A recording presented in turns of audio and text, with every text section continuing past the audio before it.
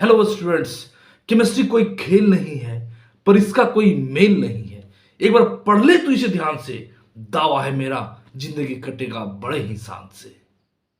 आज हम इस वीडियो से समझेंगे कि कहां पर ऑर्थो, मेटा और पारा का कॉन्सेप्ट आएगा। हम साथ में ये भी समझेंगे कि किसे एक्टिवेटिंग ग्रुप कहते हैं तो किसे डीएक्टिवेटिंग ग्रुप कहते हैं। काहे आखिर OH रिंग एक्टिवेटर है, साथ में ऑर्थो पारा डायरेक्टर है। काहे Cl ऑर्थो पारा डायरेक्टर होते हुए भी रिंग एक्टिवेटर नहीं बल्कि रिंग डीएक्टिवेटर है। हम ये भी समझेंगे कि आखिर यहाँ पर कौन कौन सा फैक्टर काम कर रहा है। आइए शुरुआत करते हैं एरोमेटिक हाइड्रोकार्बन से। ये बेंजीन है। बेंजीन को हम लोग इस तरह से भी लिख सकते हैं। हम यहाँ पर क्या देख रहे हैं कि यहाँ पर कोई सब्स्टिट्यूशन अभी नहीं हुआ है। अब मानते हैं कि फर्स्ट सब्स्टिट्यूशन हुआ, तो जब फर्स्ट सब्स्टिट्यूशन होता है तो कुछ इस तरह का बेंजीन हमको मिलेगा, that is called substituted benzene और मोनो सब्स्टिट्यूटेड बेंजीन। ये पहला सब्स्टिट्यूएंट है।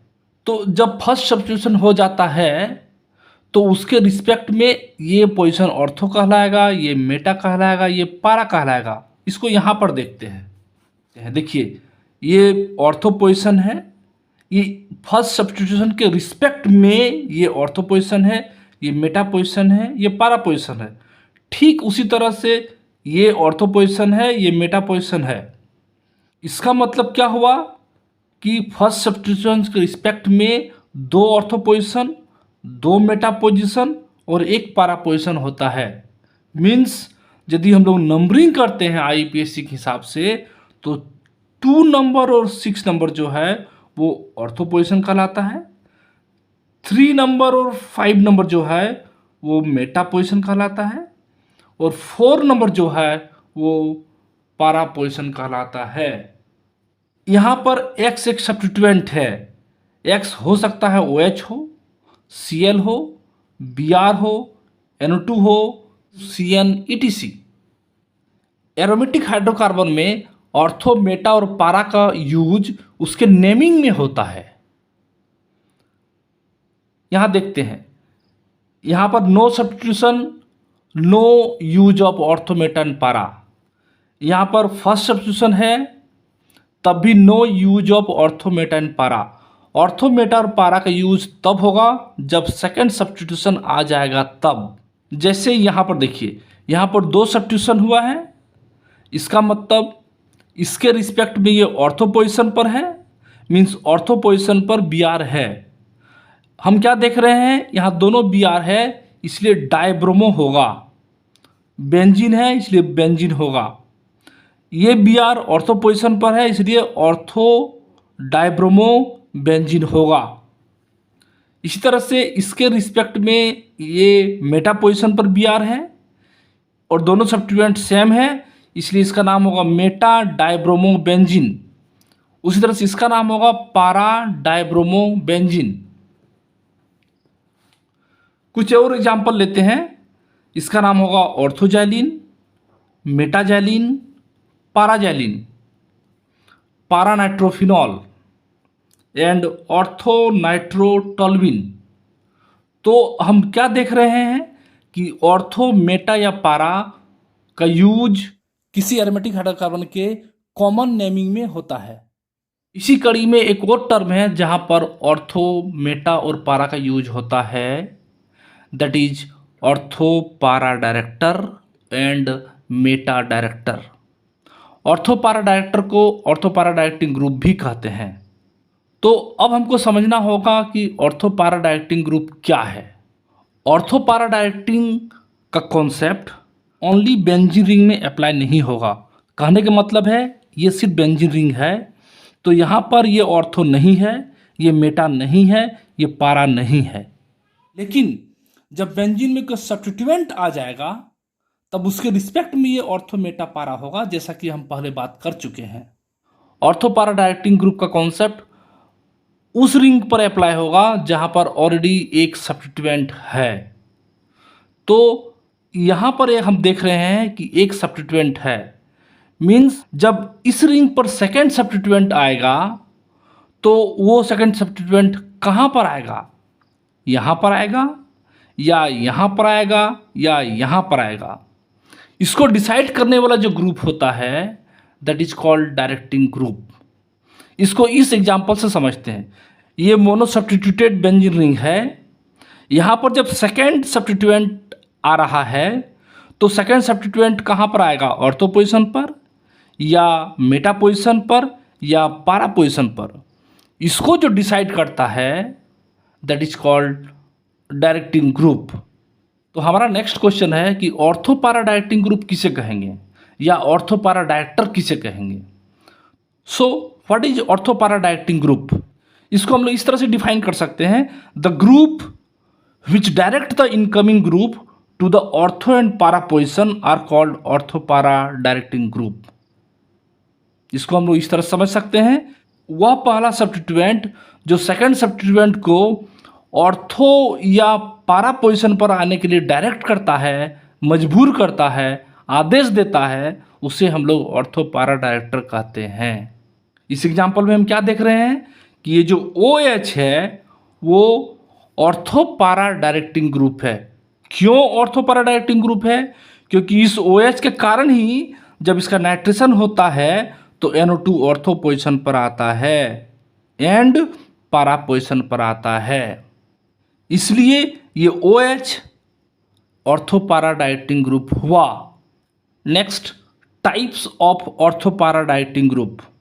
Ortho para directing group may be ring activating group, may be ring deactivating group, and ortho para directing group are of 4 types.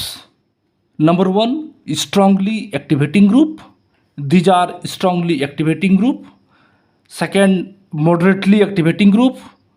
Third is weakly activating group, and fourth is weakly deactivating group.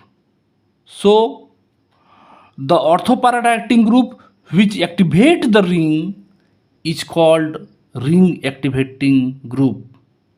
Similarly, the ortho para directing group which deactivate the ring is called ring deactivating group. तो ये ring activating group क्या है या ring activation क्या है? Ring activation का मतलब होता है सेकेंड सब्स्टिट्यूएंट के आने के लिए रिंग को सुटेबल कंडीशन में बनाए रखना। आइए एक एग्जाम्पल लेते हैं। ये फिनॉल है। हम जानते हैं फिनॉल में जो OH है वो रिंग एक्टिवेटिंग ग्रुप है। क्यों है देखते हैं। OH में 2 लोन पेयर है। एक लोन पेयर रिंग के साथ रिजोनेंस में पार्टिसिपेट करेगा, मतलब +M इफेक्ट ये शो करेगा। ये लोन पेयर जैसे यहाँ आ जाता है, इस कार्बन के पास 5 बॉन्ड हो जाता है, तब क्या होगा, ये एक डबल बॉन्ड इधर आ जाएगा, मीन्स रिजोनेंस स्टार्ट हो गया। जैसे ये डबल बॉन्ड यहाँ आ जाएगा, यहाँ पर एक नेगेटिव चार्ज क्रिएट हो जाएगा। यहाँ पर देखिए एक नेगेटिव चार्ज क्रिएट हो गया। और एक्चुअल में होता क्या है, इलेक्ट्रोफिलिक सब्स्टिट्यूशन रिएक्शन होता है। जैसे ही रिंग में नेगेटिव चार्ज आ जाता है, मतलब यहाँ पर इलेक्ट्रोफिलिक सब्स्टिट्यूशन रिएक्शन आसानी से होगा, और इसीलिए इसको कहते हैं कि रिंग एक्टिवेट हो गया टुवार्ड्स इलेक्ट्रोफिलिक सब्स्टिट्यूशन रिएक्शन। देखिए यहाँ भी नेगेटिव चार्ज आया, मतलब यहाँ भी इलेक्ट्रोफिलिक सब्स्टिट्यूशन हो सकता है। हम क्या देख रहे हैं कि ये रिंग एक्टिवेट हो गया है। अब जब इलेक्ट्रोफिलिक सब्स्टिट्यूशन होने का होगा तो इस पोजीशन पर इलेक्ट्रोफिलिक सब्स्टिट्यूशन होगा, मीन्स इस पोजीशन पर इलेक्ट्रोफाइल अटैक करेगा। उसी तरह से इस पोजीशन पर भी इलेक्ट्रोफाइल अटैक करेगा, क्योंकि दोनों ही पोजीशन पर नेगेटिव चार्ज अवेलेबल है। इसको एक एग्जाम्पल लेकर समझते हैं। आइए एक एग्जाम्पल लेते हैं। इस फिनॉल का रिएक्शन एक इलेक्ट्रोफाइल से करा रहे हैं NO2+। तो NO2+ इस ऑर्थो वाले पोजीशन पर आकर अटैक करेगा और इस पारा वाले पोजीशन पर आकर के अटैक करेगा। क्यों? क्योंकि ये ऑर्थो पोजीशन और पारा पोजीशन पे नेगेटिव चार्ज है, जैसा हम यहाँ पर देख पा रहे हैं। तो इस रिएक्शन से 2 बात कह सकते हैं। नंबर 1, ये OH रिंग एक्टिवेटिंग ग्रुप है। तो इस रिएक्शन से 2 बात कह सकते हैं कि चूंकि ये ऑर्थो और पारा पर नेगेटिव चार्ज क्रिएट करता है, इसलिए ये ऑर्थो पारा डायरेक्टिंग ग्रुप हुआ। एंड नंबर 2, रिंग में ये माइनस चार्ज क्रिएट करता है, इसलिए ये रिंग एक्टिवेटिंग ग्रुप हुआ। अब एक दूसरा एग्जांपल लेते हैं। यहां देखिए NH2 is also a ring activating group. कैसे उसका लोन पेयर इलेक्ट्रॉन रिजोनेंस में पार्टिसिपेट करता है। ये लोन पेयर इलेक्ट्रॉन इधर आ गया तो यहाँ एक डबल बॉन्ड क्रिएट हो गया। उसके बाद ये डबल बॉन्ड इलेक्ट्रॉन आगे शिफ्ट किया और यहाँ पर नेगेटिव चार्ज हो गया। जब ये नेगेटिव चार्ज हो गया वो रिजोनेंस में पार्टिसिपेट कर रहा है, मीन्स ये अब मूव करता रहेगा। जब ये इलेक्ट्रॉन यहाँ आएगा तो ये इलेक्ट्रॉन यहाँ आएगा तो यहाँ नेगेटिव चार्ज क्रिएट हो जाएगा। जब ये इलेक्ट्रॉन यहाँ जाएगा तो ये इलेक्ट्रॉन उठ के यहाँ चला आएगा, तब यहाँ पर नेगेटिव चार्ज क्रिएट हो जाएगा। तो हम क्या देख रहे हैं, ऑर्थो पोजीशन पर और पारा पोजीशन पर नेगेटिव चार्ज क्रिएट होता है। NH2 ग्रुप के कारण रिंग के ऑर्थो पोजीशन पर और पारा पोजीशन पर नेगेटिव चार्ज क्रिएट होता है, इसलिए ये क्या होगा ना, ऑर्थो पारा डायरेक्टिंग ग्रुप हुआ। साथ ही ये NH2 रिंग एक्टिवेटिंग ग्रुप हुआ। आइए अब ये समझने की कोशिश करते हैं कि जब सेकेंड सब्स्टिट्यूएंट का एंट्री होता है तो कौन कौन सा इफेक्ट काम करता है। इस एग्जाम्पल को फिर से लेते हैं। यहाँ पर हम क्या देख रहे हैं कि सेकेंड सब्स्टिट्यूएंट है जो इलेक्ट्रोफाइल है वो रिंग पर एंट्री करेगा। Definitely OH is a ring activating group and OH is a ortho para directing group, इसलिए NO2 कहाँ एंट्री करेगा, ऑर्थो पोजिशन पर एंड पारा पोजिशन पर, ऑर्थो पोजिशन पर एंड पारा पोजिशन पर। लेकिन जब सेकेंड सब्स्टिट्यूएंट आ रहा होता है उस समय 3 इफेक्ट काम करता है। Number 1 minus I effect, number 2 plus M effect and number 3 plus E effect. में जो इफेक्ट हावी हो जाएगा उसी हिसाब से प्रोडक्ट बनेगा। जब प्लस M इफेक्ट हावी होगा मीन्स रिजोनेंस हावी होगा। Plus M is that is mesomeric effect and mesomeric effect is also known as resonance effect. तो जब रिजोनेंस हावी हो जाएगा तो रिंग एक्टिवेट ज़्यादा होगा, लेकिन जब माइनस आई हावी हो जाएगा तो रिंग एक्टिवेट कम होगा, उल्टा रिंग डीएक्टिवेट हो जाएगा। नो डाउट प्रोडक्ट बनेगा, लेकिन जब रिंग डीएक्टिवेट हो जाएगा तो rate of product and percentage of product घट जाएगा। इस एग्जाम्पल में प्लस M इफेक्ट हावी है मीन्स रिजोनेंस हावी है। हम पहले देख रहे थे यहाँ रिजोनेंस हो रहा है, इसलिए ये रिएक्शन बेंजीन के तुलना में ज़्यादा रिएक्टिव है।